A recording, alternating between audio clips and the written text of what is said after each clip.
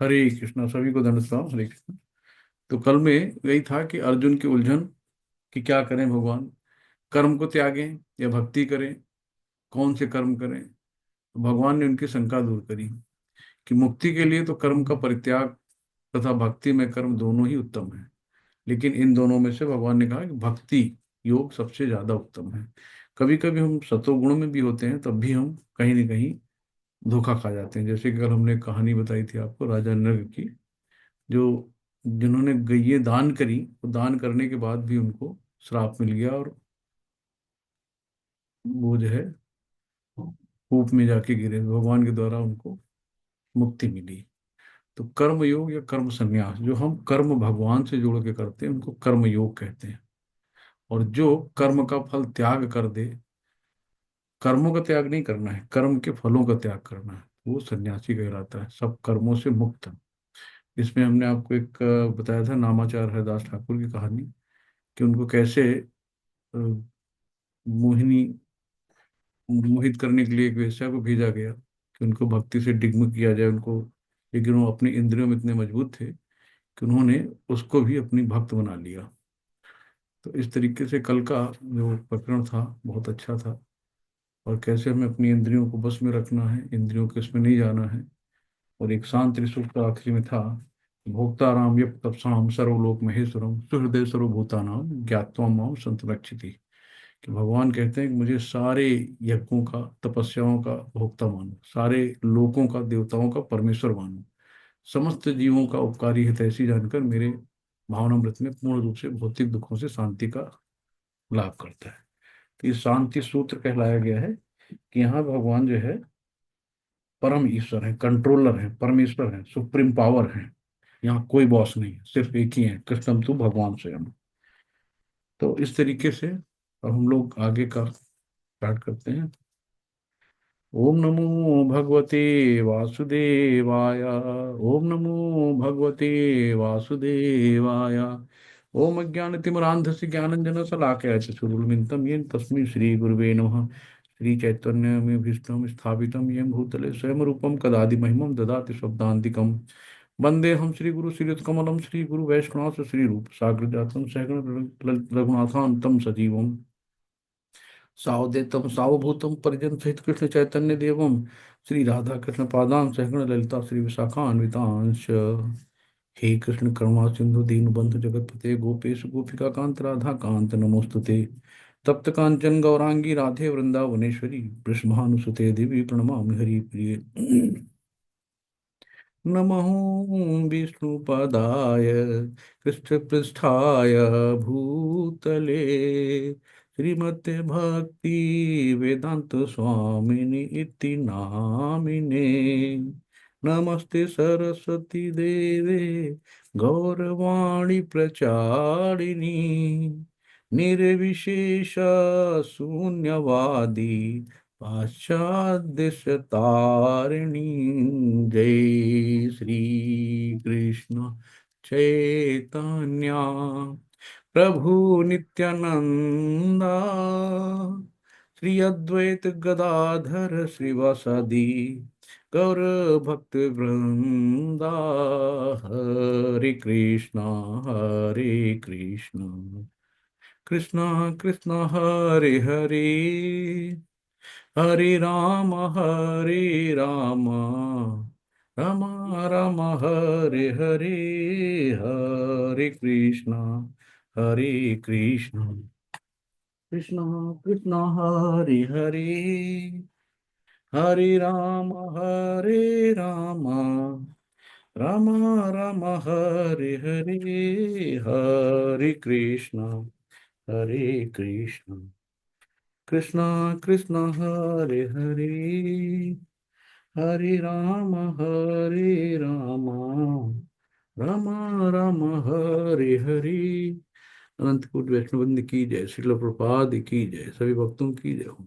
हरे कृष्णा, सभी को दंडवत हरे कृष्णा। तो हरे कृष्णा प्रभु जी, दंडवत प्रणाम। हरे कृष्णा प्रभु जी, हरे कृष्णा दंडवत प्रभु जी। तो आज हम लोग 18वें अध्याय की कड़ी में 5 अध्याय समाप्त कर चुके हैं और छठवें अध्याय की ओर अग्रसर हुए हैं। यहाँ पे भगवान ने ध्यान योग, अभी तक हम लोगों ने कर्म योग की बात करी, जो भी हमें कर्म है वो भगवान के साथ जोड़ कर करना है, तो वो कर्म योग, योग कहलाता है, मतलब योग माने जुड़ना। तो अभी क्या है, अब यहाँ पे हम लोग ध्यान योग में हैं, तो अब ये बताइए, ये देखिए, बढ़िया, कोई वस्त्र भी नहीं पहने हैं और इतनी बर्फीली चट्टानों पे योग कर रहे हैं, एक हाथ पैर पे खड़े हुए, क्या योग है? इसको आप लोग क्या कहेंगे? ये देखिए, सिर के बल खड़े हैं, इसको योग कहेंगे? ये शारीरिक प्रताड़ना है, इसको योग कहेंगे? इन्होंने आधा अपने आप को जमीन में धंसा लिया, क्या ये योग है? तो इस तरीके से हठ योगी सब होते हैं, क्या ये योग है? एक पैर गले में है, एक हाथ नीचे है, तो ये सब इसको योग कहेंगे? एक पैर हाथ आगे, हाथ में बियर की बोतल तो इसको योग कहेंगे? यह देखिए, पीठ पे बकरी को खड़ा कर लिया, इसको योग कहेंगे? इस देखिए, बड़े ऑफिस में है, ऑफिस में चेयर के बाद योग शुरू हो गया, डांस शुरू हो गया, क्या ये योग है? या बहुत सी मैगजीन आती हैं कि इसमें अपनी वेट लॉस करना है आपको, बहुत सा खूबसूरती के लिए योगा करना है, इस तरीके से बहुत सी डाइट का चार्ट आते हैं सब, तो क्या ये योग है? तो इस तरीके से अलग अलग आप देखेंगे कि कमर के दर्द का योगा है ना, डेस्कटॉप योगा है, कैसे कैसे योगों का अलग अलग पद्धति में बहुत लोगों ने बुक लिखी है। तो इस तरीके से हम लोग ध्यान योग भगवान बताने जा रहे हैं, स्वयं भगवान बता रहे हैं, तो हम लोग भगवान के बारे में सुनेंगे। एक बार, अभी कुंभ चल ही रहा है, तो एक बार कुंभ में प्रभुपाद जी गए हुए थे, तो वहां पे एक व्यक्ति पानी पे चल रहा था।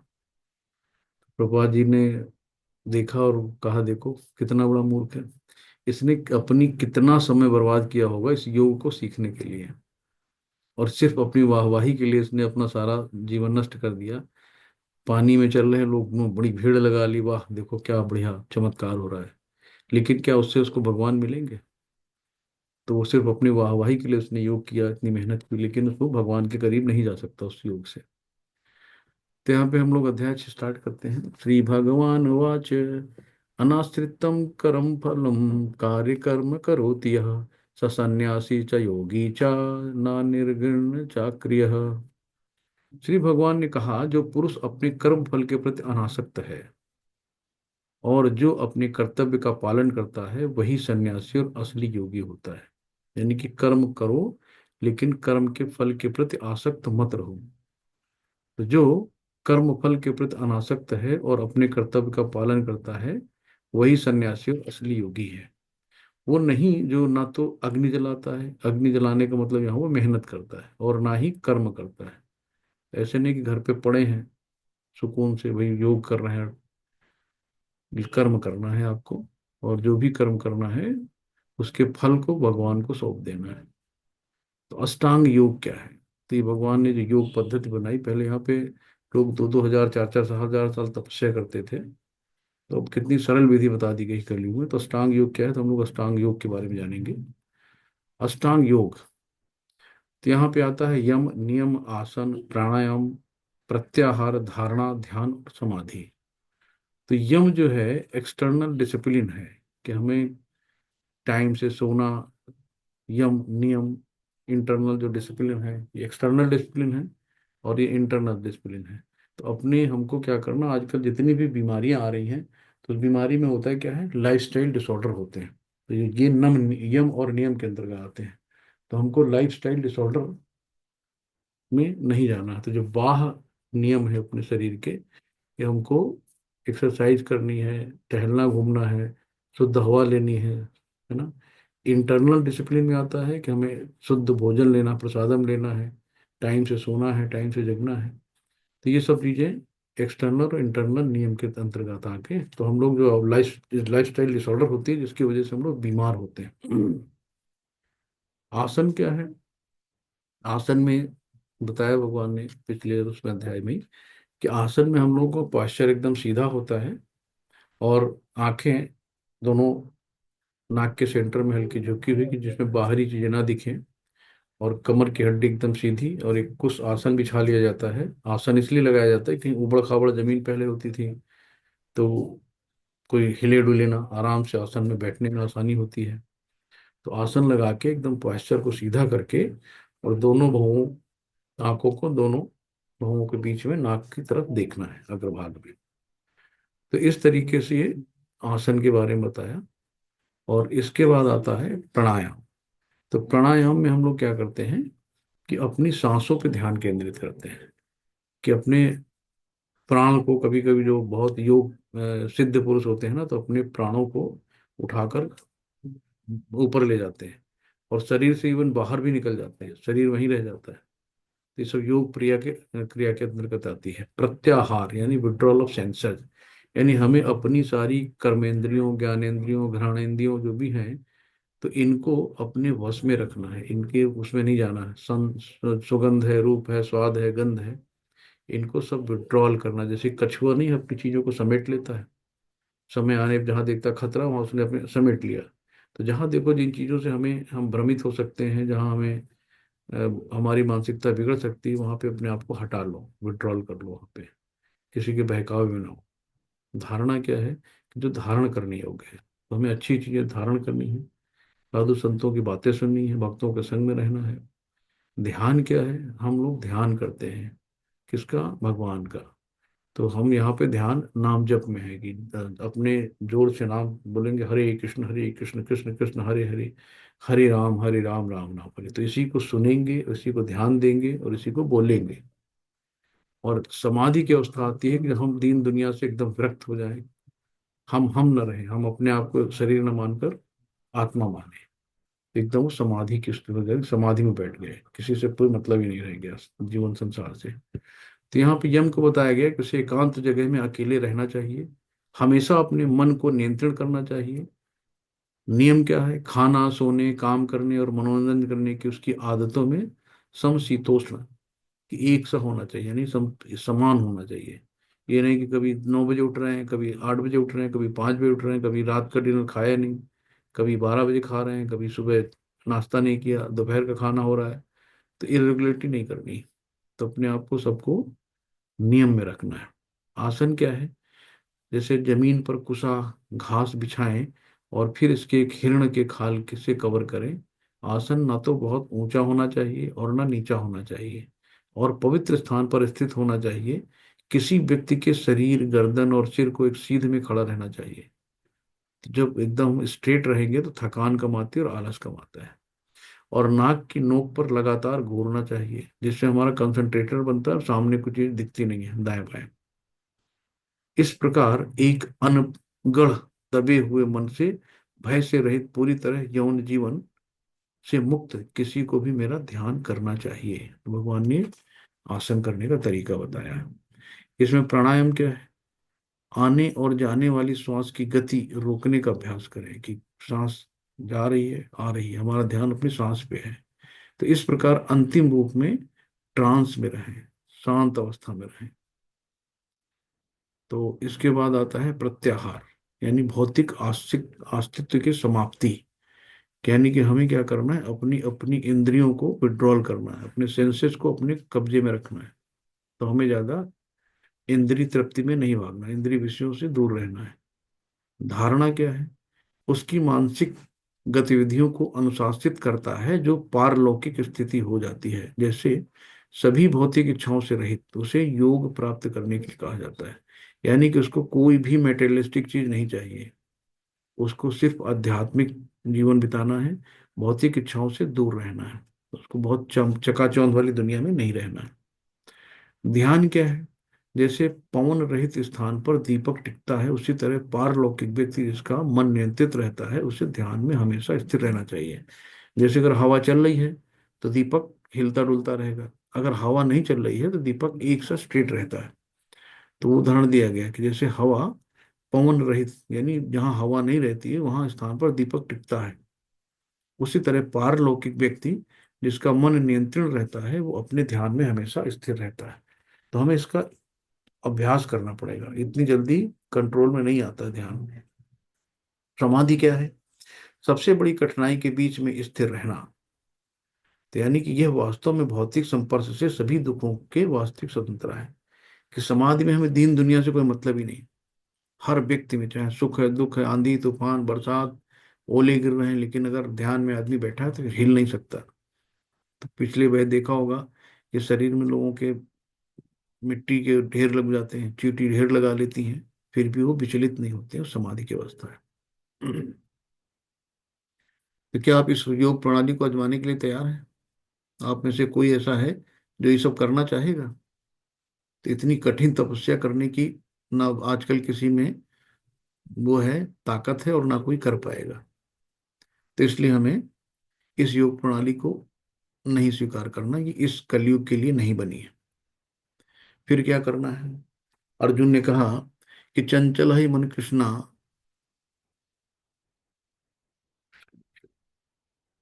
चंचल है मन कृष्णा प्रमादि बलवदृढ़, तस्याहम निग्रहम मन्ये वायोरिव सदुष्करम। तो ये कृष्ण, चूंकि मन इतना चंचल यानी अस्थिर है, उच्छृंखल है, हठीला है, अत्यंत बलवान है, अतः मुझे इसे वश में करना वायु को वश में करने से भी अधिक कठिन लगता है। तो भगवान से अर्जुन कह रहे हैं कि बताओ, मैं वायु को तो वश में कर लेता हूँ, वायु में वश में करना मेरे लिए आसान है, लेकिन मन को वश में नहीं कर सकता। तो भगवान ने इसका उत्तर भी दिया कि भगवान ने कहा कि असंशयम महाबाहो मनो दुर्निग्रहम चलम, अभ्यासेन तो कौन्तेय वैराग्येन च गृहीता। यानी कि श्री भगवान ने कहा कि हे महाबाहो, कुंती पुत्र, निसंदेह चंचल मन को वश में करना अत्यंत कठिन है, किंतु उपयुक्त अभ्यास द्वारा, विरक्त द्वारा ऐसा संभव है। तो मन को बस में करना बहुत कठिन है, लेकिन भगवान ने बहुत सरलता बताया कि अभ्यास और विरक्ति के द्वारा संभव है। कि अगर हम रेगुलर निरंतर अभ्यास करें और चीजों से डिटैच कर लें, तो धीरे धीरे हम अपने मन को शांत कर सकते हैं। तो अभ्यास और वैराग्य। तो मन हमारा दोस्त है दुश्मन? तो ये दोनों होता है। कि हमें दुख कब होता है? अनफुलफिल्ड डिजायर क्रिएट सारो, जब हमारी आवश्यकताओं की पूर्ति नहीं होती तो हमारा मन दुखी हो जाता है। और जब हमारी मन की होती है तो हम बड़े खुश रहते हैं। तो जैसे मन आग की तरह है, जब नियंत्रित किया जाता है तो चमत्कार हो सकता है। जैसे रॉकेट, पीछे से आग देखिए कितनी स्पीड में निकलती है, उतनी स्पीड में आगे जाता है। एरोप्लेन में फ्यूल जलता है, ईंधन जलता है, सूरज है। लेकिन जब कहीं आग लग जाती है, ये तबाही मचा देती है। तो आग का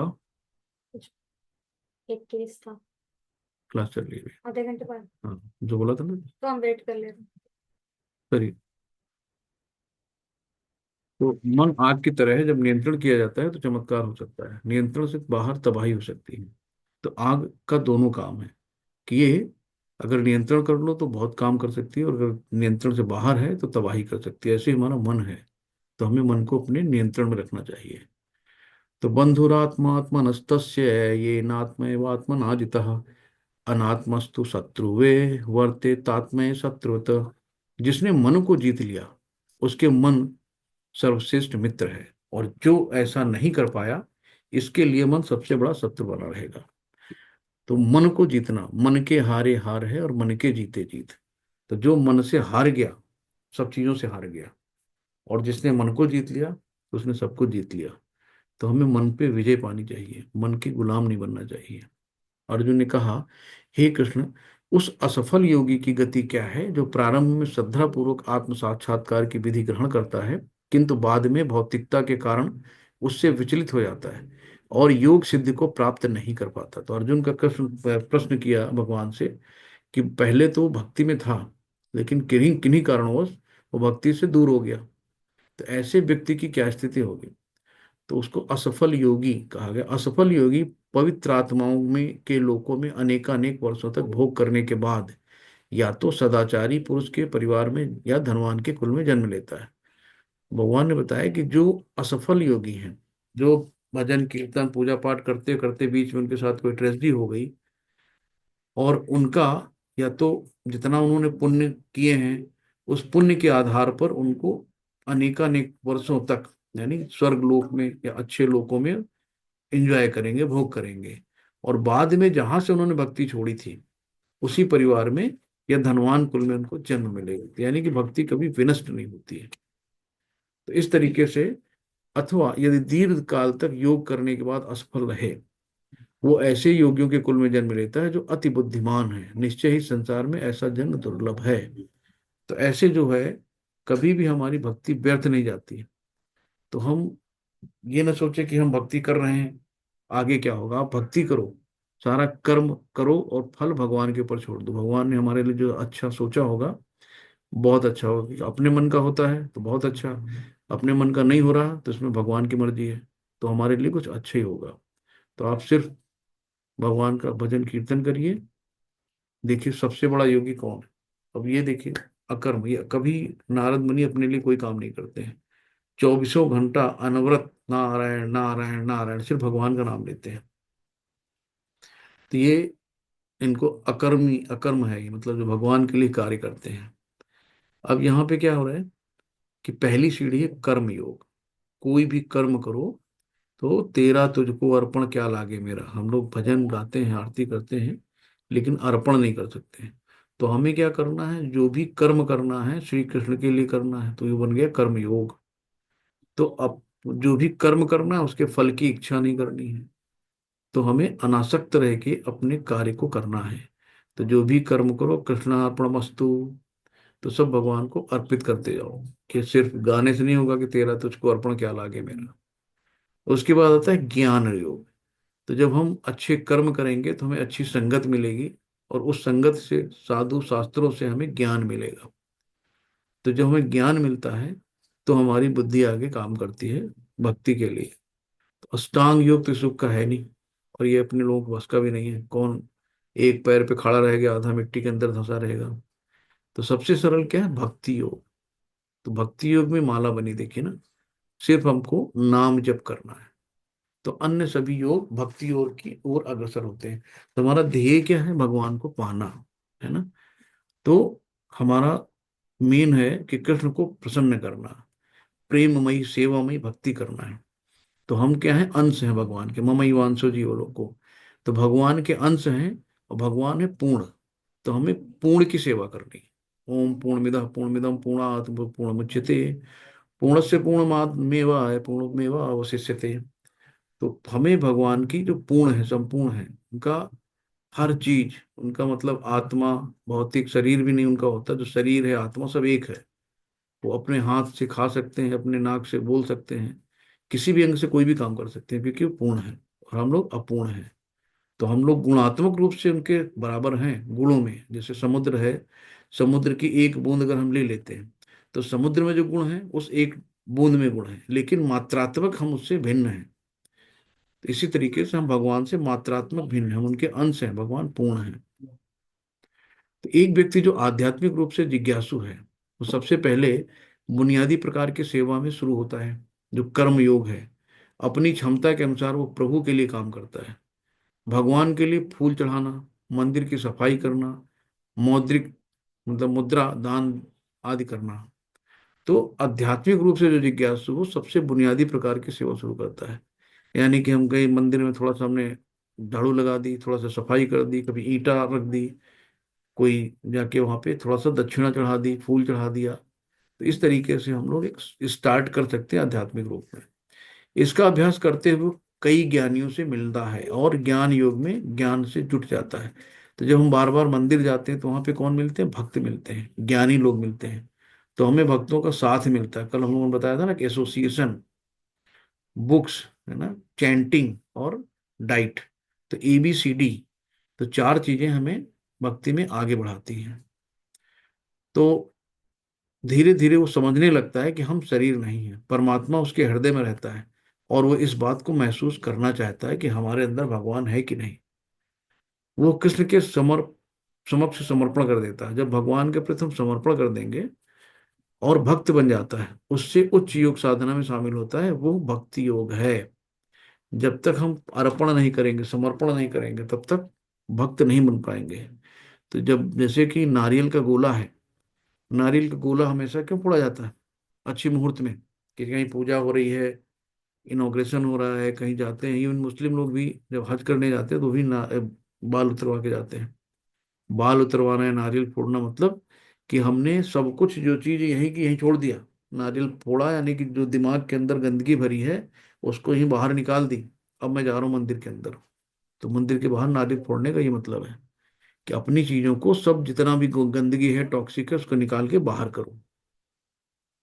तो भक्ति योग को बुद्धि योग भी कहा जाता है। तो भक्ति योग जो है बुद्धि योग भी है, क्योंकि सभी योगों में से सबसे चतुर है।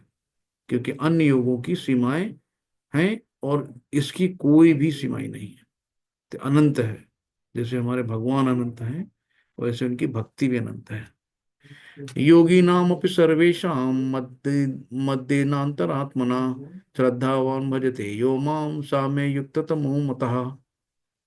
और समस्त योगियों में से जो योगी अत्यंत श्रद्धा पूर्वक मेरे परायण है, अपने अंतःकरण में मेरे विषय में सोचता है और मेरी दिव्य प्रेम भक्ति करता है, वो योग में मुझसे परम अंतरंग रूप में युक्त रहता है और सबों में सर्वोच्च है। तो भगवान की लीला देखिए, भगवान की 16,108 नारियां थी, पत्नियां थी, और भगवान सबके साथ समान रूप में रहते थे। किसी को ये नहीं लगता था अरे तो मेरे साथ है। हर हर व्यक्ति को, हर पत्नियों को लगता था कि भगवान मेरे ही साथ है। तो हम लोग तो कभी सोच भी नहीं सकते। नारद मुनि ने एक बार सोचा भी कि ऐसा कैसे हो सकता है। तो उन्होंने जाके देखा, जहां जा रहे हैं वहीं भगवान मिल रहे हैं, जहां जा रहे हैं वहीं भगवान मिल रहे हैं। और 16,108 महल, कितने ऐश्वर्यवान हैं, यहाँ एक महल बनवाने में लगता है। तो 16,108 महल, 16,108 नारियां, और सबके साथ सेम प्रेम व्यवहार, सबके साथ समान व्यवहार, ये भगवान ही कर सकते हैं, क्योंकि भगवान पूर्ण है।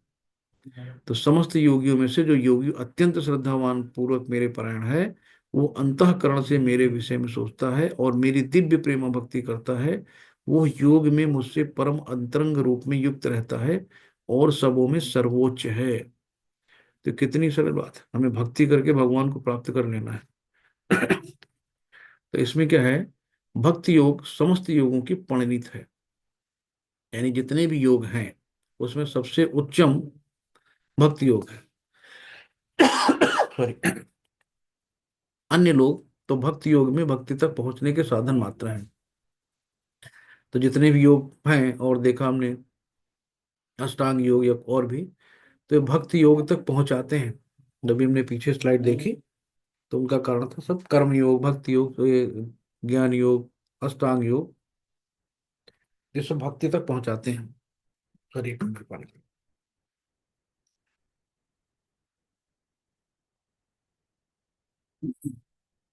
Sorry। योग का वास्तविक अर्थ भक्ति योग है। तो असली योग क्या है, भक्ति योग है। अन्य सारे योग भक्ति योग रूपी गंतव्य की दिशा में अग्रसर होते हैं। कर्म योग से लेकर भक्ति योग तक लंबा रास्ता आत्म साक्षात्कार तक जाता है। निष्काम कर्म इस रास्ते मार्ग का आरंभ है। तो हमें निष्काम कर्म करना है, बिना स्वार्थ के काम करना है। उसमें कोई भी अपना निहित ना हो, अपना स्वार्थ ना हो। तो हमें जो भी काम करना भगवान के लिए करना है। कोई विरला भाग्यशाली ही वैदिक विधान के अनुसार भक्ति योग के पक्ष को स्वीकार करके कृष्ण भावना मोहित हो सक पाता है। आदर्श योगी श्याम सुंदर कृष्ण पर अपना ध्यान एकाग्र करता है। जो आदर्श योगी होता है, उच्च योगी होता है, उसको द्विभुजी श्याम सुंदर भगवान ही चाहिए। उसको चतुर्भुज भगवान भी नहीं चाहिए। तो श्याम सुंदर कृष्ण पर अपना ध्यान एकाग्र करता है। उनके अंगों को प्रदीप्त करने वाली उनकी ज्योति ब्रह्म ज्योति कहलाती है। जो भगवान के अंग से निकलती है उसको हम लोग ब्रह्म ज्योति कहते हैं। जो भगवान के अंग की एनर्जी है, ऊर्जा है, चमक है, वो ब्रह्म ज्योति कहलाती है। वे राम, नरसिंह, बारह तथा श्री भगवान कृष्ण जैसे विभिन्न रूपों में अवतरित हैं। वे सामान्य व्यक्ति की भांति माता यशोदा में पुत्र रूप में जन्म ग्रहण करते हैं और कृष्ण, गोविंद तथा वासुदेव के नाम से जाने जाते हैं। वे पूर्ण बालक, पूर्ण पति, पूर्ण सखा तथा पूर्ण स्वामी हैं, और वे समस्त ऐश्वर्यों तथा दिव्य गुणों से ओतप्रोत हैं। जो श्री भगवान के इन गुणों से पूर्णतः अभिज्ञ रहता है वो सर्वोच्च योगी कहलाता है। तो हमें क्या करना है कि भगवान को उन्हीं के रूप में, राम, नरसिंह, बारह, श्री भगवान जैसे विभिन्न रूप में हैं, वो सामान्य व्यक्ति की भांति माता यशोदा, मतलब माता यशोदा में पुत्र के रूप में आ गए, कृष्ण, गोविंद, वासुदेव के नाम से जाने थे, अर्जुन के सखा के रूप में आ गए, है ना, बालक पूर्ण पति के रूप में भी थे, पूर्ण सखा, पूर्ण स्वामी भी हैं, समस्त ऐश्वर्य तथा दिव्य के ओतप्रोत हैं। जो श्री भगवान इन गुणों से पूर्णतः अभिज्ञ रहता है वो सर्वोच्च योगी। तो जो भगवान के इन सभी गुणों का चिंतन करता है, लीलाओं को देखता है, उनका मनन करता है, उनका एंजॉयमेंट करता है, वो सर्वोच्च योगी है। योगी की सर्वोच्च दशा केवल भक्ति योग से ही प्राप्त की जा सकती है, जिसकी पुष्टि वैदिक शास्त्र से होती है।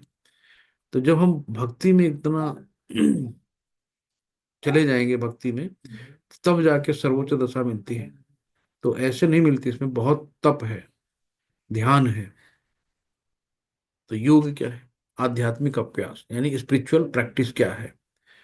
तो भगवान बताते हैं कि त्रेता युग में महंगा बलिदान था। कि भगवान राम की पत्नी को एक ने कह दिया कि तो बाहर रह के आई हैं, बताओ इनको पत्नी स्वीकार कर रहे हैं। तो उन्होंने बलिदान किया, यानी कि अग्नि परीक्षा देनी पड़ी सीता मैया को। द्वापर युग में था क्या था कि मंदिर पूजा रहती थी खूब। तो सब लोग, देखिए, बहुत दान दक्षिणा होती थी, हजारों का ये दान होती थी, कहीं ये हो रहा था, कहीं युग युग यज्ञ यज्ञ हो रहा था, कहीं कुछ हो रहा था। तो विस्तृत मंदिर पूजा थी द्वापर में। जब द्वापर जहाँ दा लगा, दा में दुखों का अंबार हो गया। तो जहाँ आदमी जहाँ दुख में होता है ना, तो फिर सीधे भगवान को याद करता है। सुख में सुमिरन सब करें और दुख में करे न कोई। और जो दुख में सुमिरन करे तो, सॉरी, जो दुख में सुमिरन सब करें और सुख में करे न कोई। और जो सुख में सुमिरन करे तो दुख काहे को हुए। तो इसलिए हमें हमेशा भगवान को याद रखना चाहिए। तो कलयुग वर्तमान युग चल रहा है। तो इसमें क्या है? प्रभु के पवित्र नामों का जाप है, chanting holy name of the Lord. तो जो कल जाप के बारे में हम लोगों की बात हुई थी, तो कलयुग में लोगों को केवल परमेश्वर के पवित्र नामों का जाप करना चाहिए। तो ये जो है शास्त्र संदर्भ दिया गया है कि हर एक चीज हमको प्रमाण चाहिए कि ऐसा कहाँ लिखा है। तो झगड़ा और पाखंड के इस युग में उद्धार का एकमात्र साधन भगवान के पवित्र नामों का जाप है। और कोई रास्ता नहीं है, और कोई रास्ता नहीं है, और कोई रास्ता नहीं है। यहाँ भगवान ने कहा है, कलेव नास्ते हो, कलेव नास्ते हो, कलेव नास्ते हो। तो हरे कृष्ण कृष्ण कृष्ण हरे हरे, हरे राम राम राम हरे हरे। तो ये जो महामंत्र है कलयुग का, सिर्फ यही सब कुछ बेड़ा पार लगाएगा। न हमें ना अष्टांग योग करना है, ना जंगल में जाना है। हमें अपने कर्तव्यों का पालन करते हुए भगवान को याद रखना है।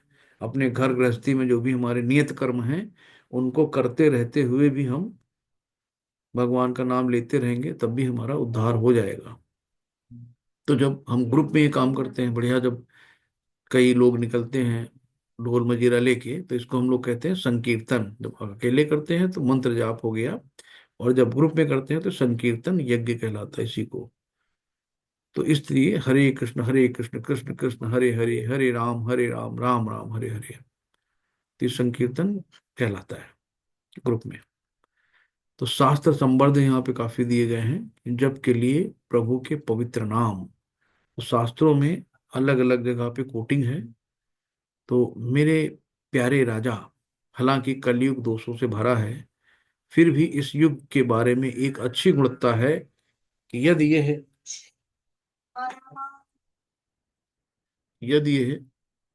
कि हरे मंत्र का जाप करने से व्यक्ति भौतिक बंधन से मुक्त हो सकता है और आध्यात्मिक लोकों यानी पदोन्नत हो सकता है, यानी आध्यात्मिक लोक में जा सकता है।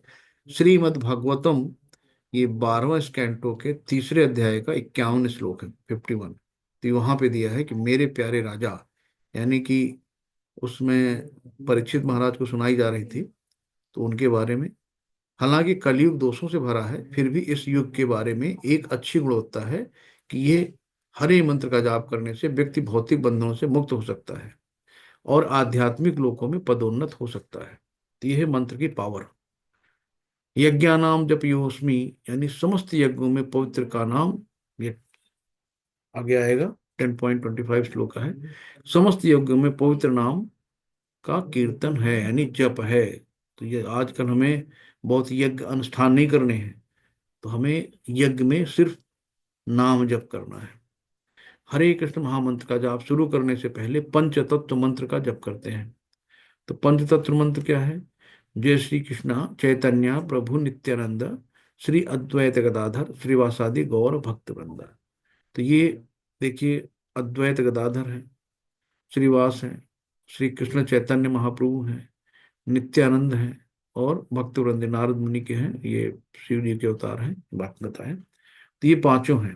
तो इसमें कृष्ण चैतन्य प्रभु हैं, नित्यानंद हैं, अद्वैत गदाधर हैं, श्रीवास आदि भक्तवृंद और हैं। तो ये पांचों लोगों को हम लोग जब नाम लेते हैं तो कोई भी हमारा नाम अपराध होता है तो उस नाम अपराध से हम बच जाते हैं। तो नाम अपराध बहुत होते हैं, तो इस नाम अपराध से बचने के लिए ये हम लोग पंच तत्व का सहारा लेते हैं, पंच मंत्र मंत्र का शरीर है। तो इसमें क्या करना है, थोड़ा जोर से जब हम लोग बोलते हैं कि अगर हमारे अगल बगल जो भी लोग सुन रहे होते हैं उनका भी उद्धार हो जाता है, इवन कीड़े मकोड़े भी सुन रहे होते हैं तो उनका भी उद्धार हो जाता है। तो थोड़ा जोर से जपें, मंत्र सुनने के लिए पर्याप्त जोर से प्रत्येक नाम का अलग अलग उच्चारण करें।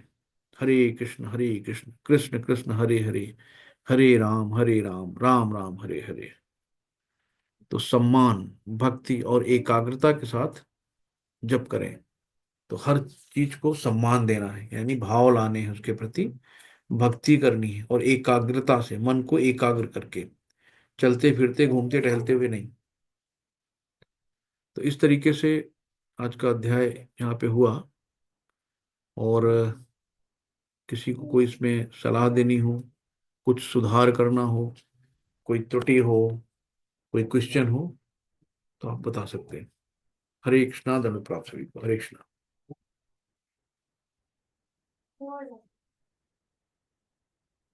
हरे कृष्णा जगदीश प्रभु जी। हरे कृष्णा प्रभु जी, दंडवत प्रणाम। दंडवत प्रणाम प्रभु जी, कुछ गाइड करिए। मैं गाइड तो क्या कर सकता हूँ आपको प्रभु। हरे कृष्णा प्रभु जी। बस इतना अच्छा ही गाइड है कि तिलक तिलक लगा के क्लास करो। तिलक तो लगा हुआ प्रभु जी, होगा। तिलक देखिए प्रभु जी है, मुझे दिख नहीं रहा है, इसमें दिख नहीं रहा, आप सुबह का लगा होगा। ध्यान से देखिए, होगा। हमने देखा प्रभु, बाकी तो अच्छा पढ़ा रहे हैं आप। हरे कृष्णा अच्छा। साकेत प्रभु जी, रेखा जी, माता जी।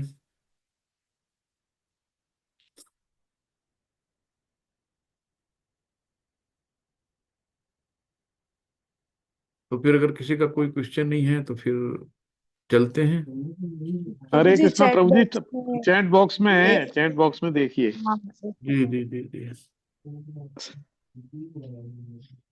हरे कृष्णा ताने माता जी, आपके बारे में कुछ कहा था, आपको बोला, हाँ ठीक है। कोई मैसेज नहीं है प्रभु जी।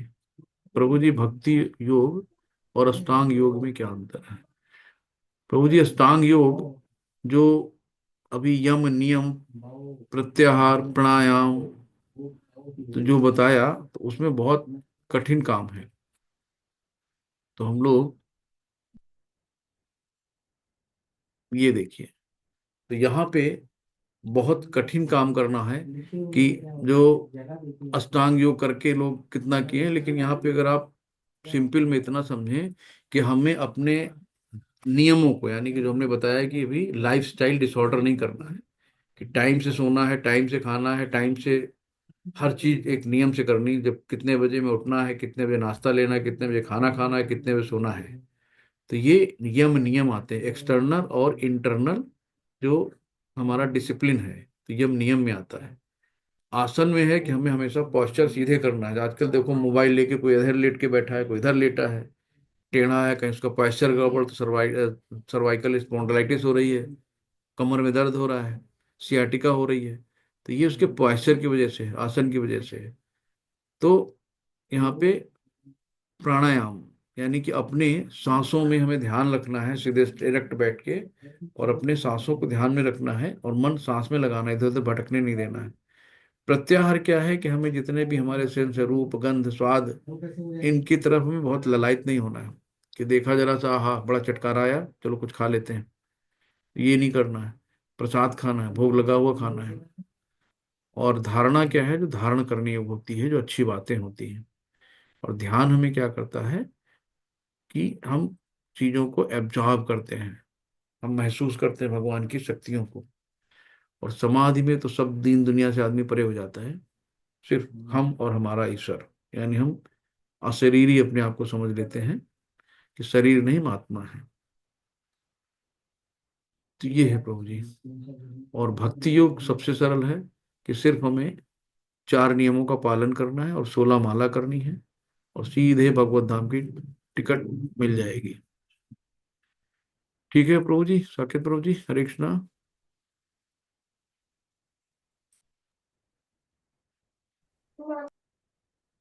हरे कृष्णा। संकेत प्रभु जी, आप अनम्यूट कर सकते हैं।